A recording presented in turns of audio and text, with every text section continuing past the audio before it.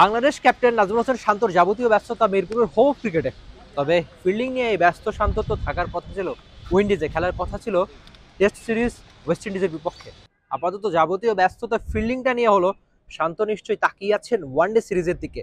বাংলাদেশের ওয়ানডে সিরিজের দল ঘোষণার জন্য কেন এত দেরি? প্রথমত সাকিব আল হাসানের থাকা না থাকা নিয়ে একটা জল ঘোলা তো আবার হচ্ছে, আর সঙ্গে তাওহিদ হৃদয়, মুশফিকুর রহিম, নাজমুল হোসেন শান্তর ইনজুরি।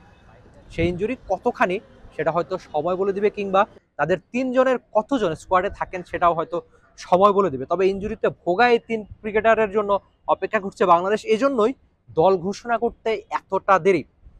আফগানিস্তানের সঙ্গে শারজায় ৭৬ রানের দারুণ একটা ইনিংস খেলে ম্যাচ জিতিয়েছিলেন বাংলাদেশকে এই শান্ত। আবার যিনি ম্যাচ সেরা হয়েছিলেন কুচকিতে চোট পড়ার আগে দারুণ একটা ইনিংস খেলেছিলেন। এমনিতে ব্যাটিং সমস্যাটা প্রবল নাজমুল হোসেন শান্তর, তা নিয়ে আলোচনা সমালোচনা তো কম হয় না। নগদের সর্বোচ্চ বার ১৬৭ টাকা রিচার্জে পাবেন ১,০০,০০০ টাকা পুরস্কার, আরো আছে প্রতি সপ্তাহে পুরস্কার ও ক্যাশব্যাক।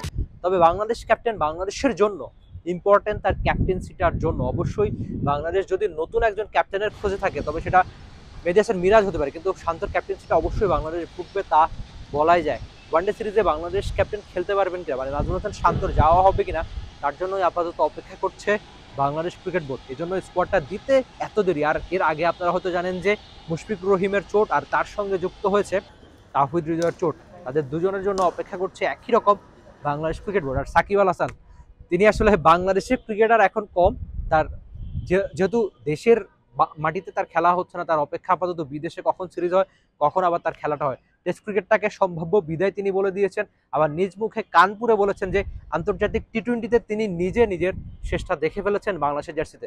তার অপেক্ষা কেবল ওয়ানডে সিরিজে। সেই ওয়ানডেটা আফগানিস্তানের সঙ্গেও তার খেলা হয়নি, উইন্ডিজে খেলা হবে কিনা তার জন্য সাকিব আল হাসান অপেক্ষা করছেন। তবে এখানে অনেক যদি, কিন্তু সাকিব নিজে কি চায় বা বিসিবি কি চায় সেসবের জন্য অপেক্ষা করতে হবে সাকিব আল হাসানকে, আর সঙ্গে অপেক্ষা করতে হবে বাংলাদেশ ক্রিকেট বোর্ডকে। তবে শান্ত, তাওহিদ আর মুশফিকদের ইনজুরির সঙ্গে নিশ্চয়ই সাকিব আল হাসানের ফেরার অপেক্ষা আপনি চাইলে দর্শক হিসাবে করতেই পারেন। তবে আপাতত সবশেষ খবর হচ্ছে যে এই তিনজনের জন্য অপেক্ষা, কিংবা সাকিব আল হাসানের সবশেষ উত্তর কি আসে আপনি তার জন্য অপেক্ষা করতে পারেন।